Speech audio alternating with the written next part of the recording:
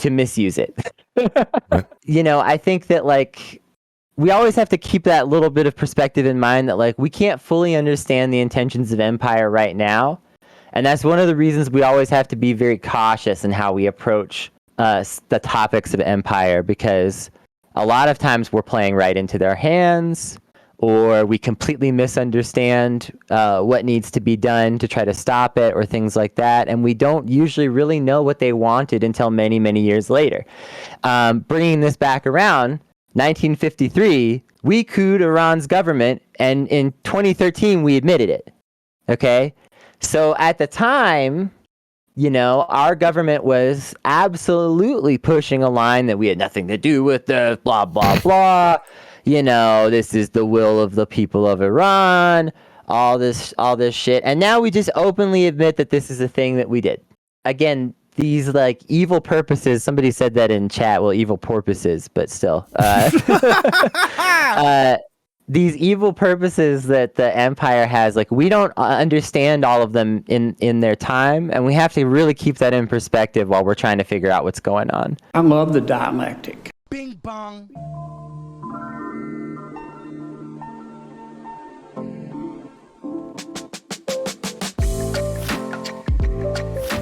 This is the I, Dan Simpson Show.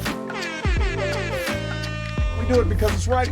I love the dialectic. Yes. Testicles became swollen. Based. Do not come. Do not come. I'm gonna come. Please clap. Who's this man? This man in the hat. I'm gonna ruin this. You're a stupid baby, Dan. Not me. Welcome. This is the I, Dan Simpson Show with I, Dan Simpson. It me, I, Dan Simpson, and my guest today is, that's right, Kennedy Koopa, Emperor Kennedy. Let's welcome Kennedy onto the show. Kennedy, how you doing today? Welcome on. You know, I'm okay. I'm trying to you know, value the fact that there are a lot of positive things in my life right now, even if there are also negative things in my life and the world, etc. You know, just trying to be a little bit grateful for the good things that I do have, and I don't know, I'm kind of in a good mood, I guess. You're in a good mood. Any specific reason other than what you just said? You know, just a lot of things in my life been going pretty well lately. I don't know. I have a good job working in politics that I like. Making political propaganda. I like doing that stuff, and I like some of the things that I've been able to be a part of this year. Like our work was really widely viewed in Michigan, and of course they had monumental victories there at the state and federal level. So that was really exciting to be a part of, even just in like a small way, but just to know that like my ads got viewed millions of times by people that were like waiting in line at the polls and things like that. That's kind of exciting. You know, that's a thrilling feeling. Yeah, they're waiting in line. At least they can look at your ads while they sit there and starve and don't get water because it's against the law to give them. Right. You want to know what the ads were in? It was in like Sudoku apps. Yeah? Yeah. That's awesome. You know, solitaire, mahjong, that kind of stuff. Political ads, just like... Yeah, well, it's like, you know, you're standing in line at the polls. You have to wait for a while. You're playing Sudoku. Right, and then you get that ad between every game or whatever, and some of those were mine. So cool! I love it. Amazing. Yeah. So yeah, I don't know, a lot of things going well. Kennedy, stoked to be back with you, returning champion of the stream, maybe the returning championist, the most returningest. I'm not quite sure. I'll have to do the math. I'm sure there's somebody else that beats me, but it's nice to come by, you know, relatively often, at least from time to time or whatever works out. We decided we had a little topic today that we were going to talk about, and we'll see what else we want to talk about. But yeah, our topic was Iran. And more specifically, not exactly what's happening in Iran, because that's hard to tell, but more importantly, what the conversation is in the West about what's happening, about what we think is happening in Iran. Is that about right? Yeah, yeah. And I would say that from my own perspective, I'm a white person living in the empire. I've never been to Iran.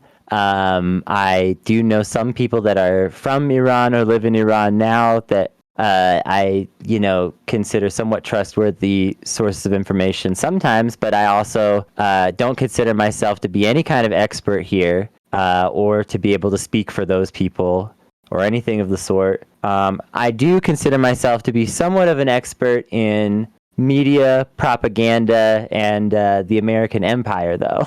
So that's really how I want to approach this conversation more than anything is like, what's happening over here? What does this look like from our perspective? And we'll talk a little bit about the politics of Iran, obviously, because you have to. But, just not going to try to sit here and tell you, oh, yeah, I know the history of Iran really well. I'm some kind of expert. No, I'm not. But I know when I'm looking at propaganda sometimes and things of that nature. And I also, to an extent, know how to help people understand when they're looking at propaganda and give them the tools to help with that stuff. So I'll say some things today that are like my opinions about what's going on to an extent, and I'll try to be clear about that. But really my goal is to let's try to provide a bunch of different lenses through which people could try to view some of this information via looking at how things are over here. Awesome. That sounds like a great idea. Yeah. Cool. Do we want to start with, I don't know, any important context about Iran, Iran's geopolitical importance or anything before we get into what's going on right now? There's a lot of context that we should probably try to cover in some way. Yeah. I don't know where we want to start exactly. Well, how about broad brush stroke? Iran's in an important place in the world. The United States wants to have influence over that. The United States, the imperial hegemon, wants to have more and more influence over what happens in Iran for various different reasons. I would actually even frame it a little bit differently and just say that, we used to have a lot more influence over Iran, and we don't like that some of that influence is slipping, maybe. It's one way to view some of this. So what Joseph Biden is doing right now in Iran is he's making America great again. Build back better. Build back better. This infrastructure weak, baby. Yeah, let's build that infrastructure at military bases just outside of Iran's borders. Whoops! Sorry, we made an empire. I think one really important thing to understand, first of all, is that Iran is really big. Yeah. I think in a lot of Americans' minds, some of these countries in the Middle East are just sort of conceptual. They don't think about them that much, what they're actually like as a real place. And I would say this is even true for me to an extent. This is not some massive passing judgment moment. This is I'm bringing it in. We're all like this. Okay. Iran's really big. Okay. It's a really large country. It is a fifth the size of America, which is huge. And you think, well, we're a lot bigger, but still, if you're a fifth the size of America, that's big enough to be really freaking big. Okay. Tehran has the same population roughly as New York City. New York City? Yeah. I think a lot of people don't really realize that or think about that, but it's their capital is as big as our biggest city. Yeah. Give or take. And so that's a huge country with massive infrastructure and things like that to even be able to support that. And I think that's something that's just, I don't know. It's something that seems obvious, but it's something that I just don't think is thought about enough when a lot of Americans are reading the news about Iran and just thinking, they're just kind of thinking of it as this faraway place, the size of Ohio, maybe, with maybe like 10 million people total in it. And it's like, no, 20 million people live in just Tehran. Like, that's a huge place. And they have a huge economy, and they have a very developed culture and economy and things like that. In a way where I think like we have to just really keep it in perspective that like basically under the right circumstances, Iran is a real threat to America, not in the sense of like, oh, they're going to invade us, but in the sense of one of the things that America relies upon really heavily is our cultural hegemony to a large extent, right? Like we have this massive export of culture that we do here in the United States. And that massive export of culture isn't all bad necessarily, but there is a lot that goes with it where, our goal is to keep our culture sort of in this like positive light internationally, and to sort of like impress it upon others, even including with violence, which is of course not good. I just think that people don't realize always like how serious of a international player Iran is, how serious they could be even more so. And that like, especially I'll just say if we ever go to war with Iran, it's going to be like the worst war we've ever been in by far. That's something that we definitely have to be really honest about.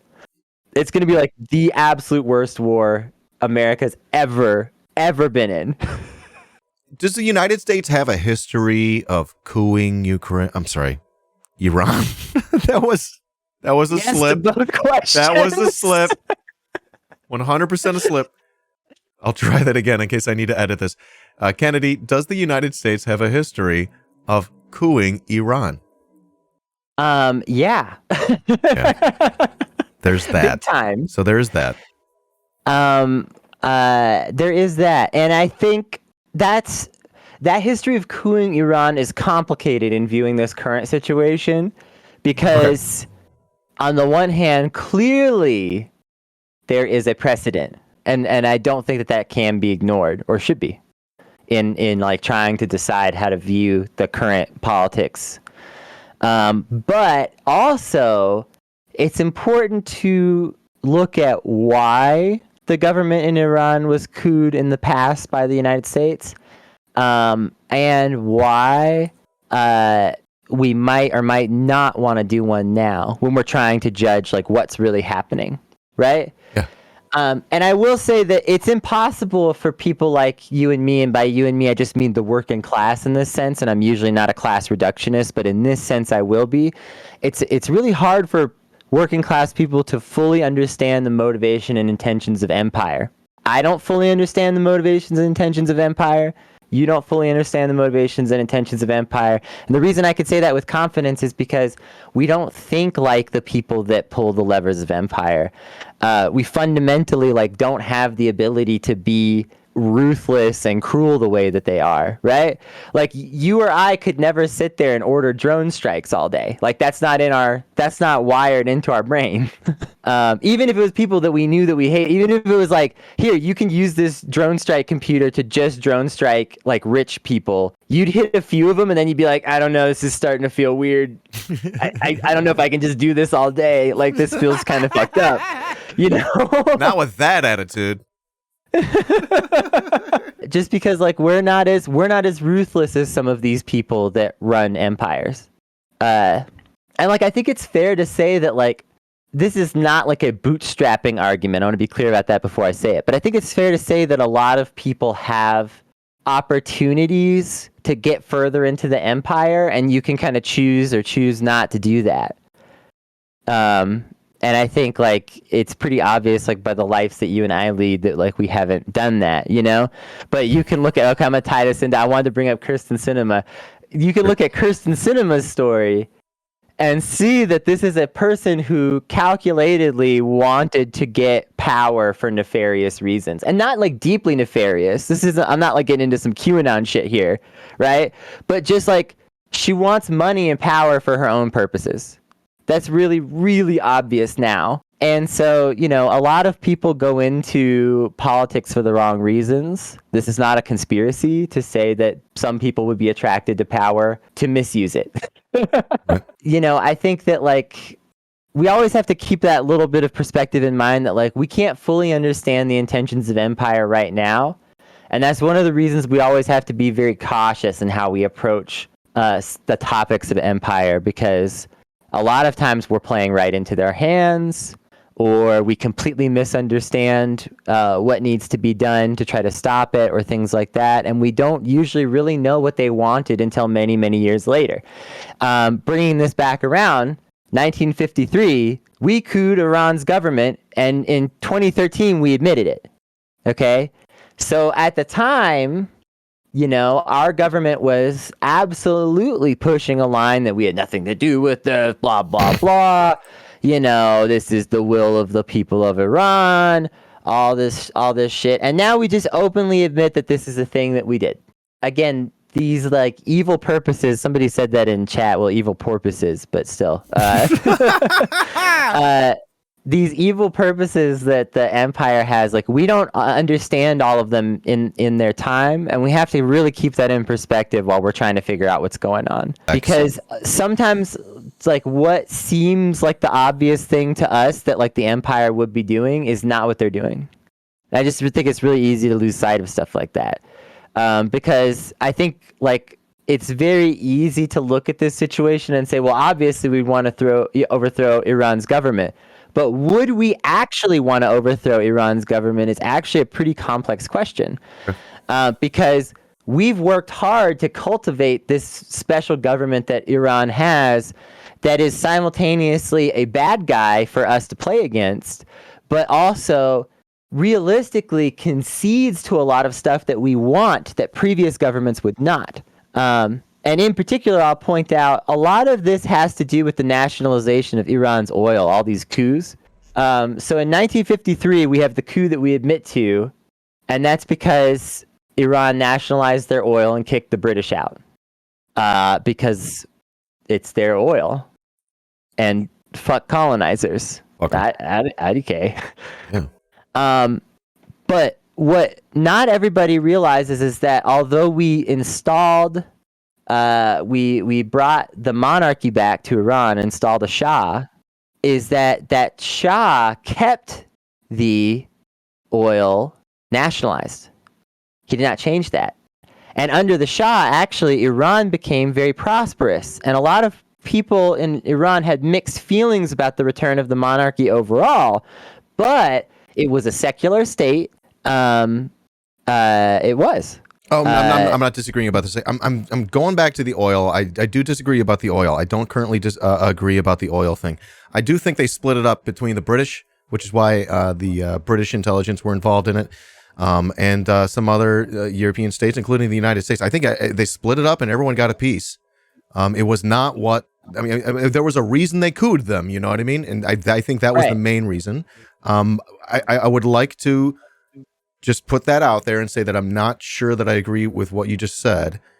But of course, I'm willing to be updated with a better material analysis.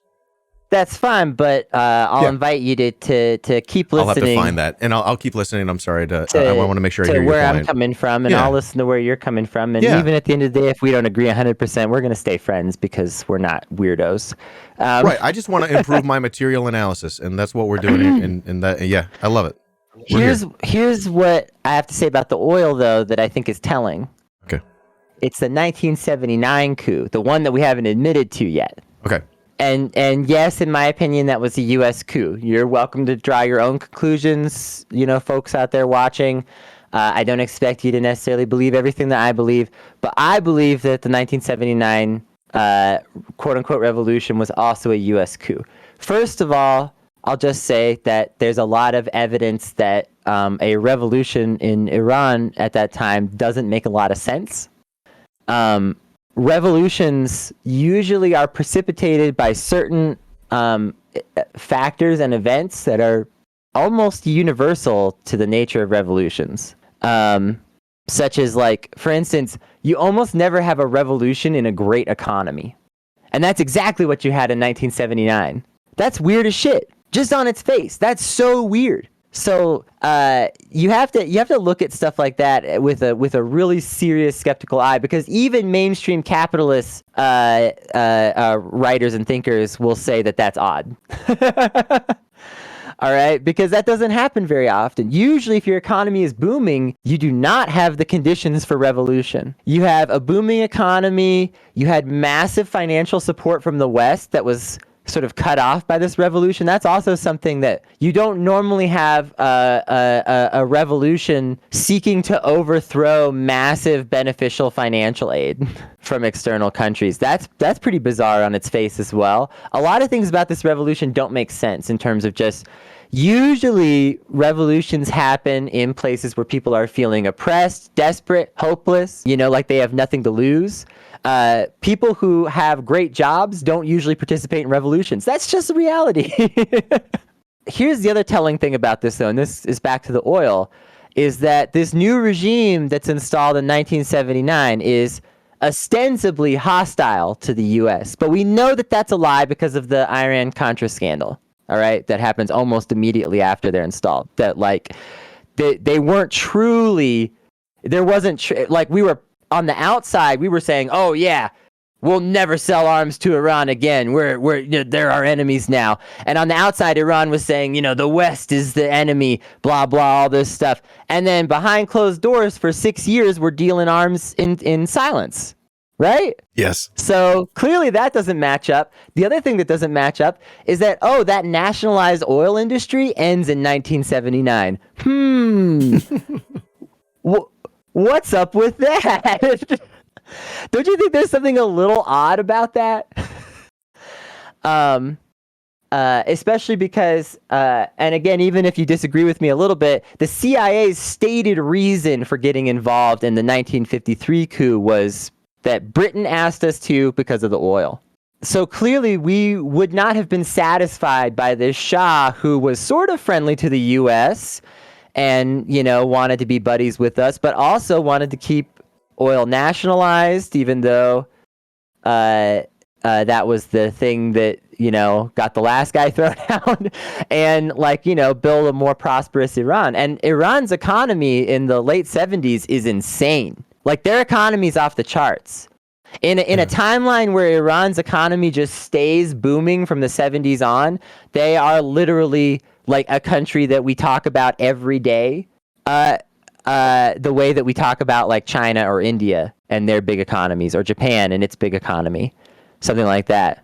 And Japan's the proof that you don't need the landmass necessarily to have that economy size. Iran could do it at the size that they're at, especially with all that oil and shit and other natural resources. So I think that so much about this chain of events is so highly suspicious that I think we have to really consider that, I think that it's very easy to look at this outwardly hostile government that Iran has now and say, well, surely we must want that government out. But we don't want Iran to be a friendly government to us. That's not what the empire wants. The empire does not want Iran the allied country. They don't want that. I think we really have to look at the history, and we'll see that that's true. That's my opinion. You're saying the West relies on Iran being an enemy in Western Asia, in the Middle East. Yes. Yeah? Mm-hmm. Okay, help me understand that. What's the main TLDRY?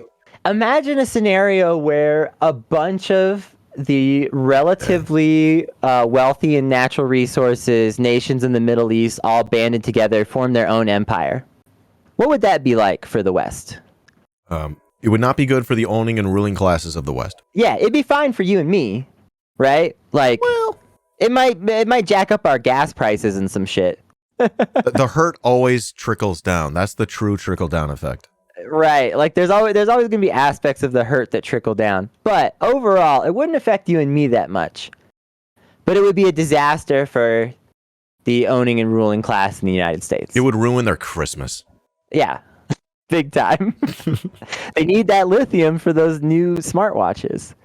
They're counting on having under the tree. Mm-hmm.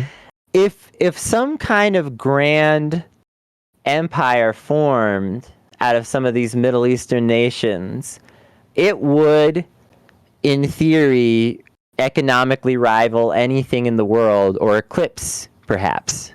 Especially because they got the oil in big amounts, and oil is just king to our economy and society at this point still. So, like, having that much economic leverage, they would have incredible power if something like that were to form. And I think a lot of U.S. and Britain and some other, like, European nations that are kind of in on these schemes, like France, although less so now, but in the past, especially France was really involved. It seems like, maybe I'm wrong, because again, we don't really know the full motivations of empire, but it seems like France is taking like a more moderate stance towards international politics now. That's a whole neither here nor there to an extent, but that might be something to discuss sometime. It's like, what's going on with that? Because it seems kind of interesting sometimes.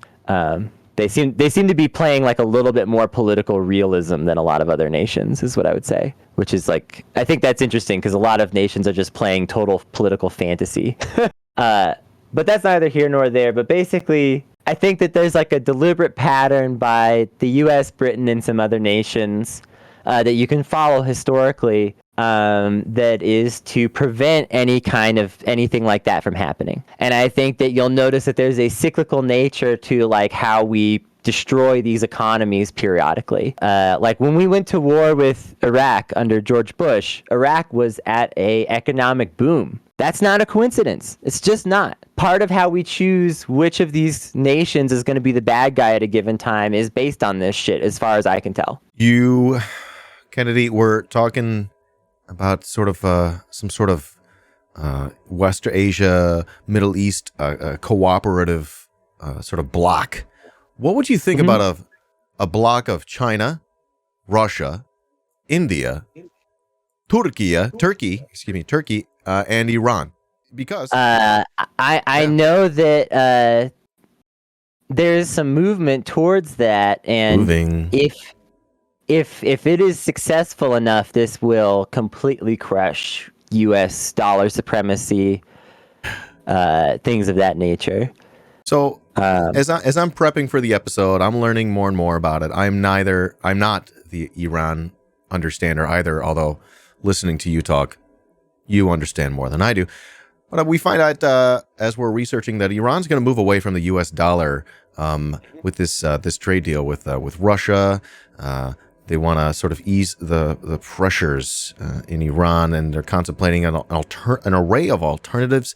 Putin met with Supreme Leader Ayatollah Ali Khamenei, and made a series of deals. They're going to replace the U.S. dollar as the currency for trade of oil, I believe, and you could help me understand this more, with the Russian ruble in their businesses, and similar plans coming down the pipeline, allegedly for trade partners such as Turkey, China, and India. That sounds to me like an extremely powerful block of countries. And, you know, if you do the dialectic, if you like the dialectic, you understand that what's good for these countries is not good for the owning and the ruling classes of the imperial hegemon, the United States, and oftentimes it's client countries, or however you want to phrase it.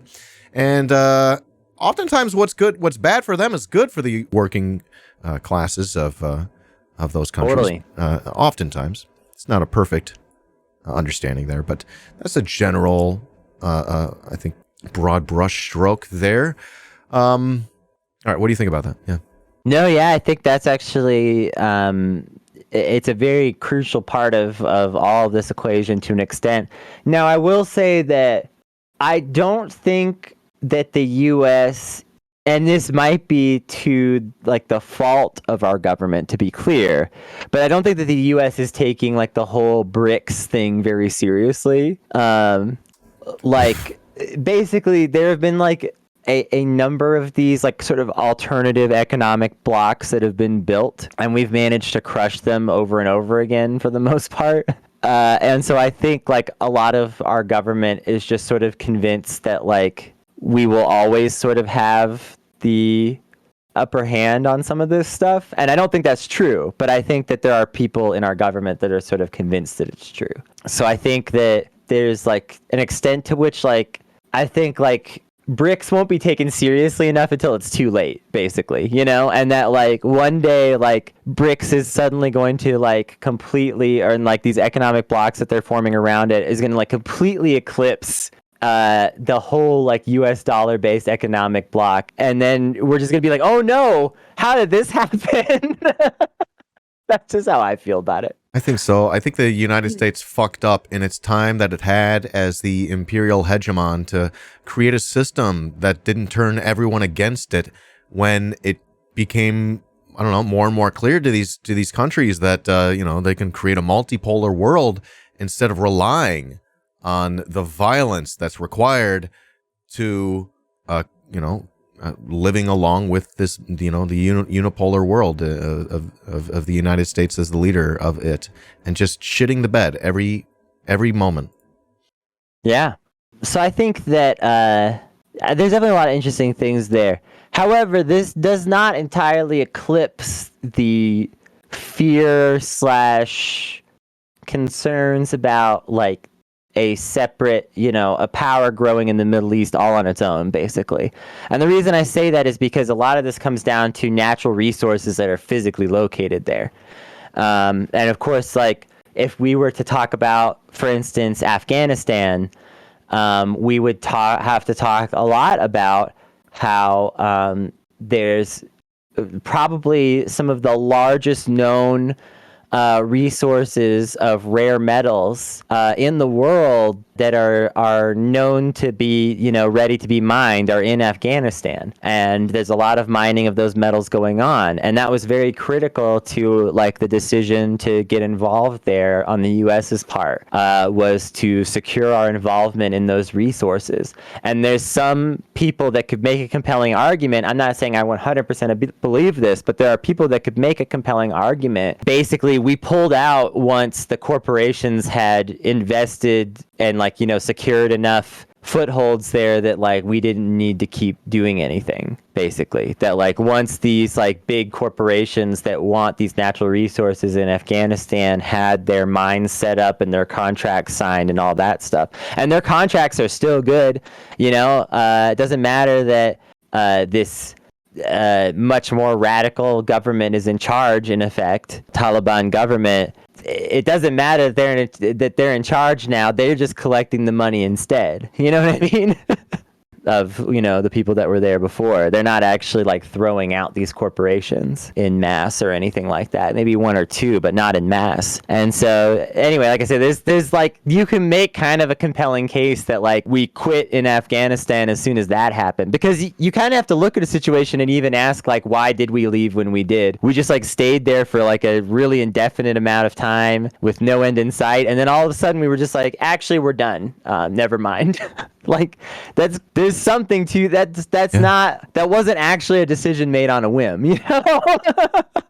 Right. There's all these natural resources there that have not been fully exploited, and I think a lot of the ruling class capitalists are just kind of counting on being able to continue to exploit those natural resources, and that means unstable, oppressive governments are the best thing that could be there in a lot of ways. Either unstable or oppressive or both. An unstable government is full of officials that you can bribe and pay off and just say, here's some money, let us do what we want. And an oppressive government is bad to its citizens, which invites all kinds of opportunities for exploitation, right? Both internally and externally. Because not only can the government exploit you when they're oppressing you more, but also externally, anyone who sort of seems to offer you a helping hand can exploit you more as well. I think having these enemies in the Middle East is actually very important to our foreign policy. And that if all these countries were quote unquote allies, like just imagine that scenario. Don't even think about like the scenario where a big empire forms, but just imagine it's all the same countries that we think about right now today, except we're in the timeline where every single one of them is a U.S. ally, okay? Syria is a U.S. ally. Iraq is a U.S. ally. Iran is a U.S. ally. Afghanistan is a U.S. ally, right? Just imagine that timeline. Are the capitalists winning? Are they getting what they want? Probably not. Probably not. Because in that timeline, now it's like if we're supporting those governments and those people, then we have to support their autonomy to some extent rather than say, well, actually, it doesn't matter if you control any of your own natural resources. And again, I was saying allies, not like colonies or things of that nature, but like if they were just independent nations that were choosing to ally with the U.S. because it's beneficial to them, right? Like if that was the scenario, then yeah, I just like the exploitation that we're doing in those countries right now could not exist at the same level. It has to be enemies. I think I just got to throw in a bit of just a bit more context here. We do understand the U.S. is sort of partnered in Israel. Maybe you agree with this. It partnered in Israel in the region due at least in part to Israel's tensions with Iran and the Palestinians, etc. Yeah. So okay, that's all I want to throw in there, honestly. So then, okay. Now we'll go ahead and get into what's happening sort of now. There are protests in Iran, huge protests. We're led to believe fucking huge. You know what I mean? In the wake of the death of someone who died in police custody, and this is entirely how it's being framed in the West, and that's going to be the centerpiece of our conversation today. This is how it's being framed. This event, Mahsa Amini dies. Also, what had happened was she was in police custody. Are these things related? We don't know, but this is how how it's being packaged to us in the West. We're being told that lots of protesters are dying. At the same time, most people have no idea what's going on in Iran at all. They have no idea about anything that we just talked about. They couldn't point it out on a map. And to be fair, I was one of those people not too long ago. Okay, if you're paying closer attention, you may have heard that many police officers have died. Dozens. I've heard over 60. I don't know. You know what I mean? In more mainstream media, they're saying 15,000 protesters have been arrested and will be sentenced to death. That's what we're being told by some media outlets.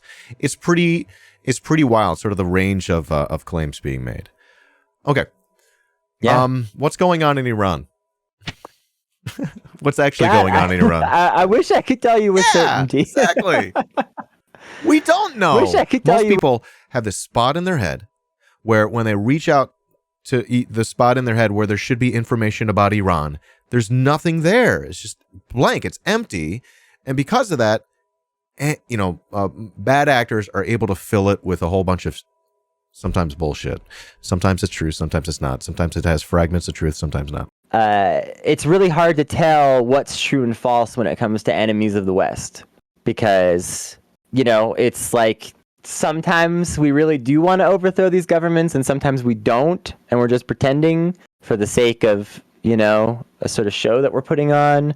And I think that is a really good thought because it is like, how do you determine what's true and false in these situations where both could potentially benefit the empire? I think that's the really confusing thing about this situation, right?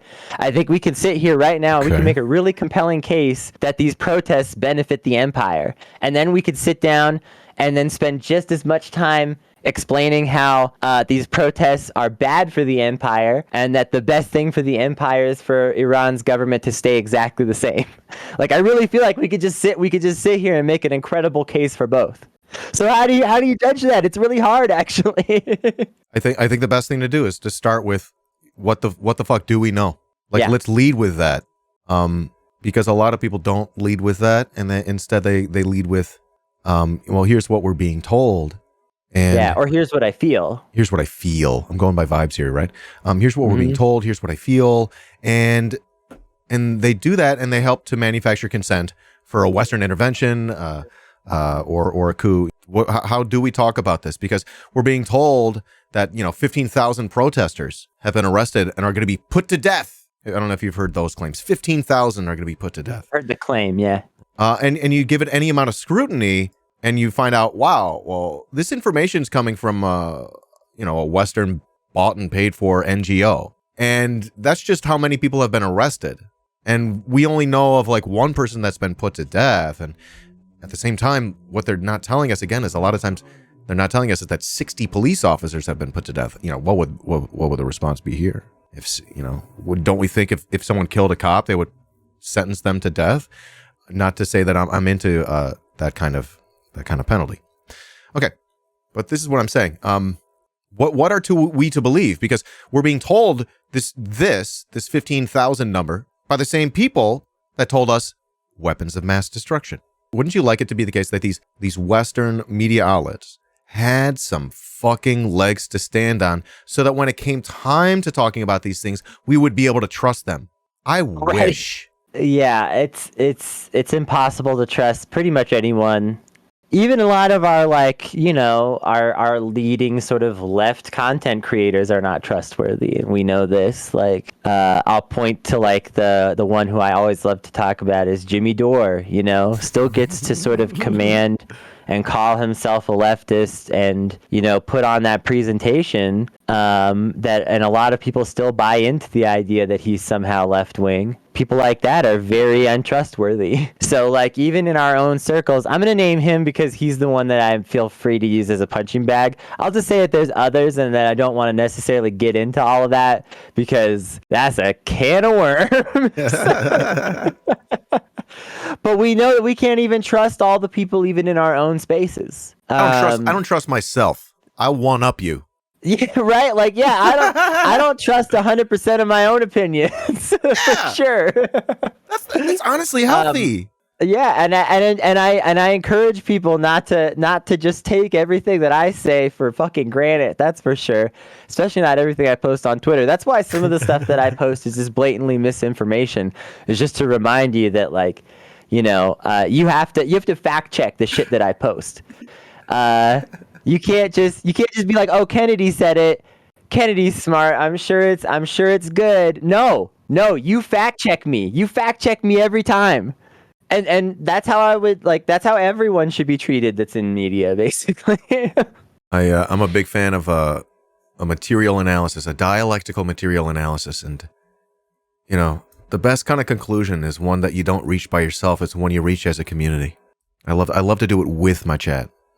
Yeah, definitely. Yeah, no, I couldn't agree more. So I think something that is really good to maybe have a little moment of refresher on is the idea of critical support, because I think that term gets thrown around a lot online.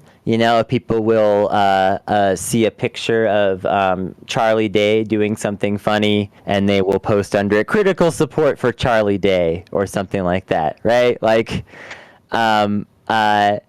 But I think I think that people often forget that this term has a real meaning. Okay. Which is basically sometimes you have to support something with reservations. Sometimes you have to support something with criticisms that you don't want to be just forgotten necessarily.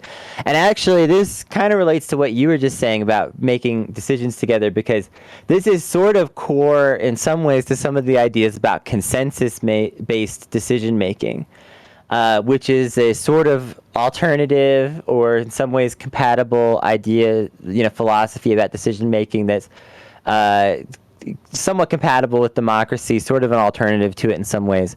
But one of the ideas that unifies a lot of consensus-based decision-making is this idea that someone should be allowed to have their reservations or criticisms of something heard, even if they're willing to step aside and let it happen. And so I think that that's often forgotten in the concept of critical support, is that critical support means that you can support something to an extent, but also still loudly speak your criticisms and reservations. You can do both simultaneously, and it's actually fine. And it's actually a good thing for discourse if people do this. I think too often people just come out too strongly on one side or the other of an issue, and especially too fast. And although I agree with that there are a lot of really legitimate reasons to question what's going on in Iran right now and the U.S.'s involvement, I also think that there were some people that really obviously jumped to say, oh, it's an imperialist coup when we had about 1 day's worth of information, and that some of those people seem to coincidentally always oppose the empire when it means supporting an oppressive regime, and always coincidentally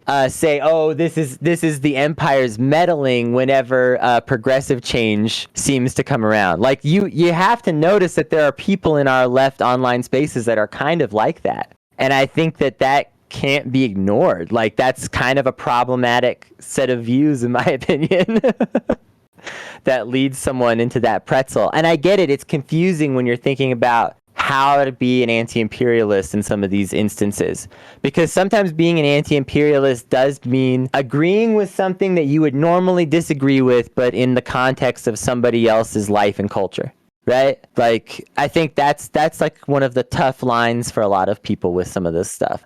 For instance, like a big example is that, a lot of the early communist revolutions were pretty homophobic. To have like an anti-imperialist take on a revolution like Cuba's revolution, you have to say, although that's bad, that you still have critical support for that revolution because the revolution was good. And in the long run, they made the right decisions. But in the short run, it was very bad. I think I get where you're going with this, and yeah, I'm curious. Where are you going?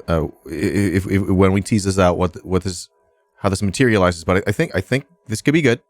What I want to say is like I think is an example of this being like, hey, in Iran, the fucking morality police, pulling anyone aside for not wearing a hijab, that's fucking stupid. That should stop. Full stop.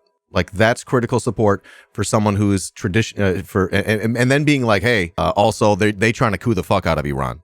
Like, that is that an example? Would that be critical support? Yeah. I think it's totally reasonable, and I think everyone, regardless of what else you believe, everyone should pretty much be in favor of them potentially getting rid of the morality police or vastly rolling back their powers, as is currently being discussed. Because that was like brought up, right? They said that they might get rid of that. We don't know whether or not that's true, but like, right, that would be great. Why would we be mad at that? Everyone should see that as a working class victory. All right, we should never demand, especially, this is a big problem that I see with some of this. We should never demand, sitting over here in relative comfort in the West, that these movements be pure enough to meet our standard for us to support them at all. That's very problematic to my mind. I will say, like, you have to like think about that and put that into perspective, that it's really unfair to ask that of anyone, especially because we know our own movements get co-opted all the time. We know how this works. It's not like we don't understand how protests get co-opted by people for their own purposes that are counter to the purposes of protests. All right, and like when we talk about like 15,000 people, being arrested in Iran, well, a similar number of people were arrested in the BLM protests in the summer of 2020. Like we are literally facing the same kind of oppressive shit right here. Yeah. And we know that, a lot of politicians made a sort of show of supporting BLM during convenient moments for their own clout and gain, and then sort of twisted the movement or abandoned it or did other things with it. We know that, for instance, Occupy Wall Street had a lot of similar issues where it was co-opted by politicians in obvious ways. It was also infiltrated in a number of ways that we're learning about some of them now. Simple. So we know that they're real now, but the protesters on the ground knew then too. Yep. Yes. I think that we should be able to empathize what it's like to have a protest movement that is legitimate, but is also being like abused and manipulated by politicians and the media and suspicious NGOs. I think we have to try to keep that in mind, that like it's very, very possible that there's important, good things that could come out of these protests in Iran, and that there's real protests happening that we should support, and that also simultaneously that some of these protests are fake, inflated, we're being lied to about some of them, etc. Or that they're being manipulated by NGOs or something else at the actual protests, or et cetera, et cetera. I think that like we have to hold in our mind that like both of these things could be true, and that's why I wanted to bring up critical support so much. Is that like I said, much like our own protest movements, there might be a little of both here, and that we need to decide how and where to potentially provide support carefully while making our criticisms clear and loud still, and not backing down on those. And so again, how much you think you should support these protests is completely up to you. I'm not going to tell you what to think in that regard. What I'm saying is be critical in that support. And that personally, I think we should all celebrate the potential end of the morality police as a wonderful thing, and that we should all support that happening, and that would be potentially a huge victory for the working class people of Iran, and that we can't overlook that. But again, where you feel you want to draw those lines of support, you got to decide, because this is a very touchy subject, and again, that support should be critical. It should not be given without any sort of caveats, any sort of criticisms. Again, all too often we fall into one sort of team or side or the other, and it's much better for the discourse actually for us to say, here's what I think is good and here's what I think is bad about something, and like look at it in a more sophisticated dialectical kind of way. Love it. One of the things that I hate to see is that these protests have been used to manufacture consent for more sanctions in the West, where we are probably can be certain that at least a majority of these, probably majority, somewhere around there, a bunch of these protesters would believe that there should be fewer sanctions on Iran. So that's why I personally am on perhaps the very touchy side of things, where I'm likely to say, and I'm always, one to admit, I try to be one to admit my confidence level, which is you can't be 100% confident about any of these things if you're not there seeing it actually happen and, knowing all the facts necessary to make that decision. But I'm of the opinion that we on the left, God, I hate when I say that, should be super sensitive to knowing when we're looking at something that has all of the trappings of a coup that the West has tried to pull off before in the past. I think that's why I was one to say, this has all of the trappings of a coup. We can't know until we know, but it looks like that to me. And at the same time, fucking stoked. If this morality thing comes true, let's fucking go. However, we can circle back and continue thinking about the conversation about this in the West. You already touched on how roughly just the same amount of people were, either rounded up or arrested or whatever during the BLM protests of 2020. I don't know if you went there. That was one of my first big protests like that. Mine was totally fine, but there were others where there's tons of video of the police just going fucking wild on these protesters. And they weren't killing cops like they're killing them in Iran. However, what would the conversation be like in the West if 60 cops were killed around the country in pro-regime change protests, likely including outside instigators from a hypothetically more powerful country enforcing their imperial hegemony? And that's where the analogy falls apart, because there is no country more powerful than the United States, which is actually doing that in Iran. To what degree, we don't know. What would the conversation be like in the West if that were the case? And again, it's a terrible hypothetical because it falls apart. It's still an interesting question. And I think it's really easy to look at that and say, okay, well, pretty instantly, it would be, the conversation would be very dire and fascist in the West instantly. Yeah. What if normies in the West found out that we were arming Nazis in Ukraine? I'm sorry. What if the normies in the West found out that Iran was giving Nazis in Ukraine arms? Oh my God! Can you imagine? It would be, they'd go to town. I mean, they already, normies in the West already love to get very high and mighty about like the evils of these Islamic, theocratic, blah blah, like this, like they're always like looking for like ways to enforce that kind of belief. So being able to say, oh look, these Islamic, fascists are aligning with Nazis. I told you. Like, oh my God, can you imagine? Yeah, the media would go nuts with that. Yeah, I think that would be a very interesting and very different story in that situation. What if normies found out that Iran's constitution was written by slave owners who commodified indigenous genocide? How would the conversation be going now? Right? Wild stuff here, right? Yeah. What if the normies in the United States were told in Iran there were private prisons that were profiting from prison labor? Like, they would be going crazy. They'd be calling for all of the regime change in the world, but they're not calling. They don't have that same energy. The energy is nowhere near the energy that they have when it comes to reporting on Iran. That's what makes it so fucking hard for me to believe them. In fact, I'm certain they're lying. Yeah, I think I'm relatively certain they're lying to a certain degree. Thank you.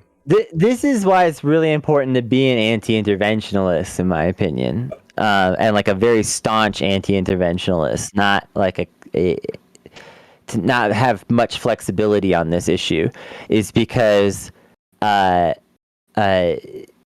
always going to try to convince you. It's like when the war in Ukraine started. How many people were briefly sort of compelled by the morality of that war, and now they're not so sure, right? Like a lot. There's still a lot of people that are staunchly like, goofy libs with the Ukraine flag in their hand. All those people still exist. But like I would say earlier in the war, you had like a lot more people just sort of get swept up in this, like, we have to protect the sovereignty and blah, blah, and this and that. And it's like a lot of those arguments were like fundamentally universally true to an extent. In terms of like, people do deserve self-determination, people do deserve things, but it's like you're applying them selectively, you're applying them selectively when it's like suddenly you only care about it in Ukraine and only from this one particular perspective that may not be correct. And so I think like we see that there's just like a lot of confusion in the West with some of this stuff. People want to believe themselves moral in these ways, and like, yeah, I would apply this morality to every situation, except you're being funneled into only applying it to the situations that benefit the empire. And you have to really look at that carefully because it's happening. It's happening all the time. And it's definitely happening to an extent with this Iran situation. There's a question of how much, but I absolutely agree that it is happening. My main thing is that most people don't know what's going on in Iran, and it makes them susceptible to empire's propaganda about Iran. I'm super susceptible to patterns of propaganda that I, am tuned into just simply because you just pick up on it. Empire doesn't have that many moves. And they just sort of mix and match their interventions with the verbs and the nouns, and it all starts to look the same to me. And I'm super sensitive when I think something looks like a coup, and people like, no, and people are super 100% adamant that there's no inorganic elements, Dan. And I'm like, wait, homie, like, let's slow down here. Let's think reasonably. So it's like, and of course, all I'm getting bombarded with is Western media, and it's so hard to parse through this and to hear a voice that you think is at least somewhat reasonable, that is reliable. It's hard. It's hard. But my thing is, people with the same limited ability to see what's actually going on in Iran, such as myself, they reach wildly confident conclusions. And of course, I think that most of those people are coming down on the side of empire. It's not the people who are staunchly anti-empire aren't the problem, even when they're wrong. Yeah, I would say that is very, very true in general. I was gonna say the only thing I think I push back on any of that though is that I think don't Of course. overly fool yourself into believing that the Empire only has so many moves. It's perplexing the amount to which the Empire will sort of try to sneak their tendrils into certain things. I don't know if you remember this, but it turned out.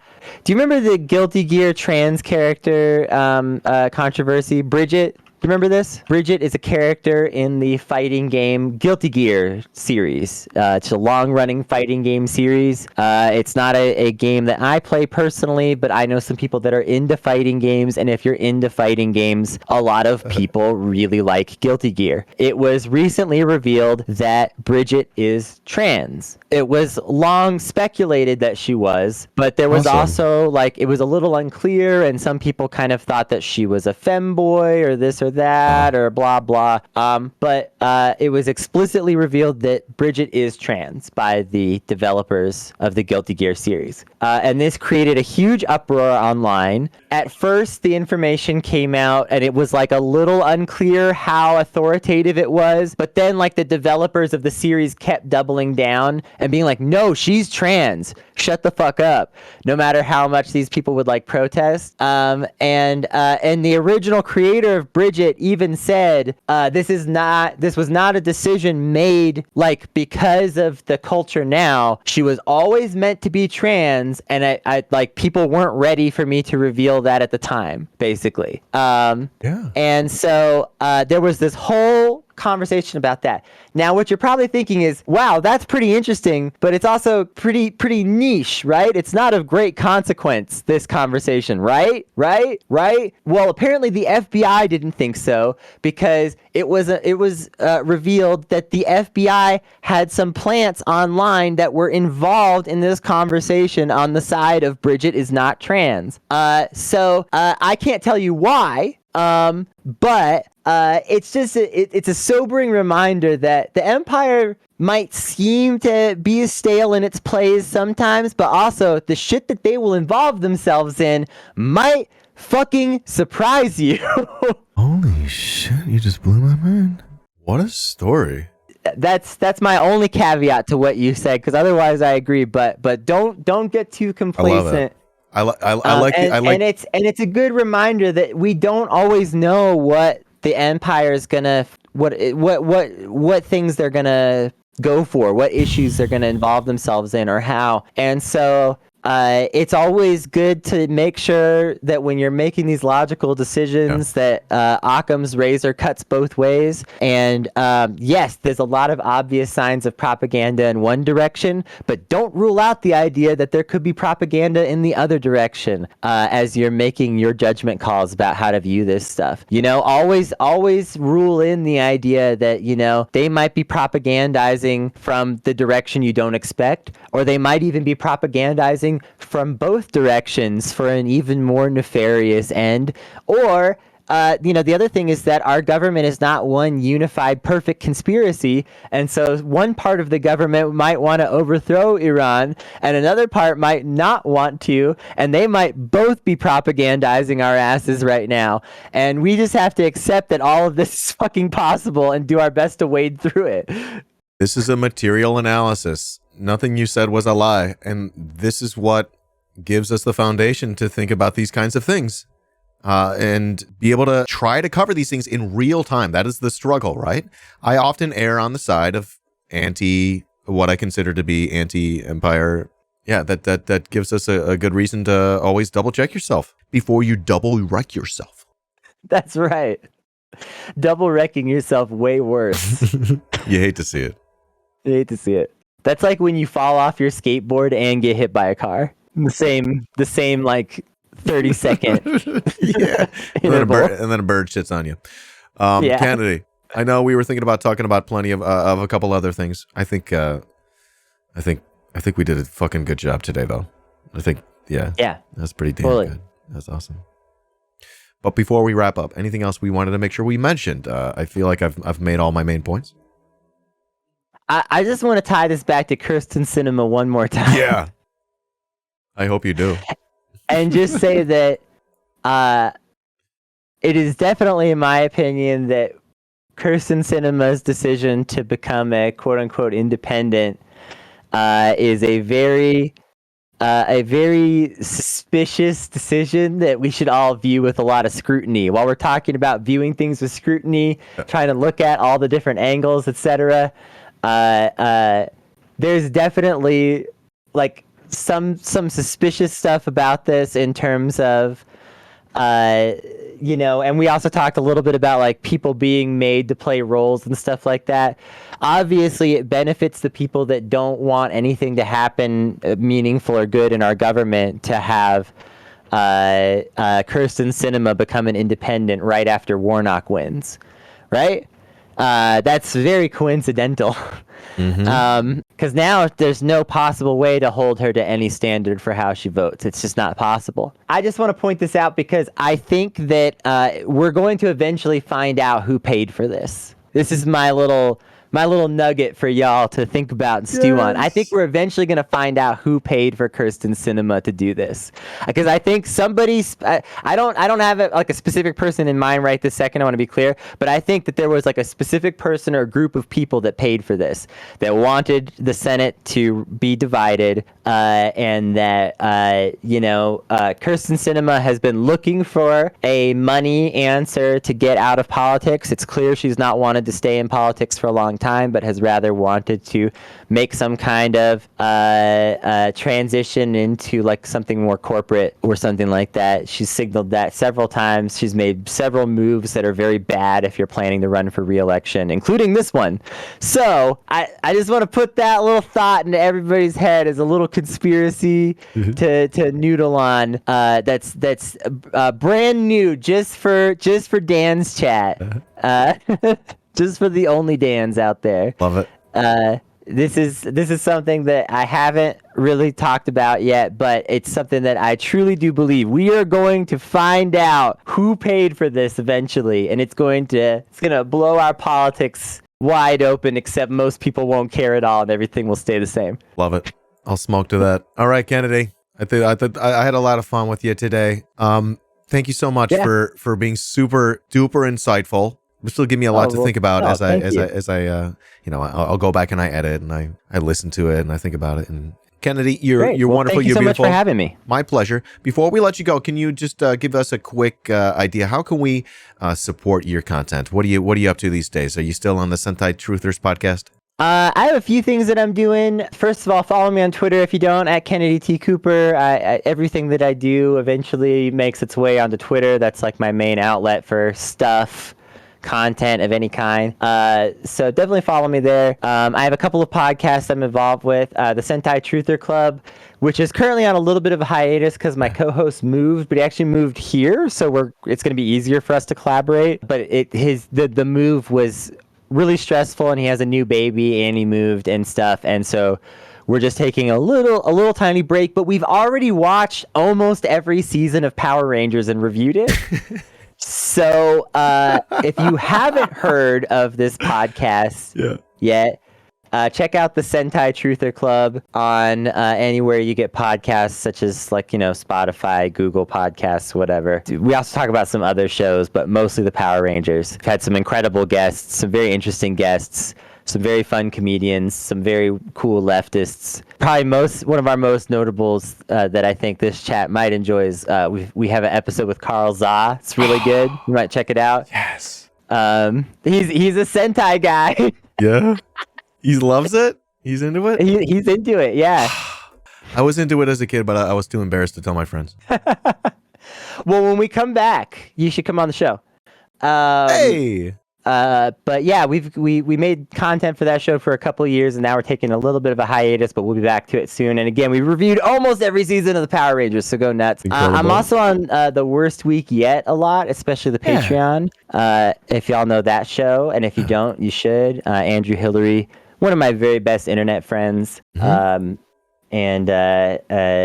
he and I just try to come up with interesting things that we could record for the Patreon when we can. I'll just plug one more thing a little bit and just say I am working towards making a film. This is a long-term goal. I'm letting people know that this is happening. I love ambitious goals. I too want to raise my game. You're inspiring me. Well, this has been like my biggest life goal really is to try to become an independent filmmaker, and I'm gonna make scary movies. So that's my plan. And I've been working on this for a while, and I hope to I hope for this to come to fruition in an interesting way. How can we follow help? me on Twitter if you're serious about wanting to know things about the film, because I'm gonna have a lot more coming out about that soon. I'm working with my partners and stuff, and I can't really reveal that much right now. But the goal is to shoot in like a year, maybe Amazing. even less. So I don't like We'll see. watching scary films, but I'll watch it. you'll watch mine. I'll watch it. I'm honored. I'm honored to have you on today, and thank you so much for honoring us. Kennedy Cooper, you've been a truly wonderful guest. You're lovely and beautiful and amazing, and I had a blast with you today. Hopefully, again, we'll do this again soon. Yeah? Sounds good. All right. Yeah, I always love to come on here. It's always a pleasure. You're a wonderful host, and I appreciate the work that you do on the show a lot. So- Host, All right, Kennedy. and I appreciate the Love your work that face. you do We're on going to the wrap it show up, and a we'll lot. we'll talk to you again soon. Thank you so much. Bye. Everyone say goodbye to Kennedy. Goodbye. That's it. Thank you, friends. See you next time.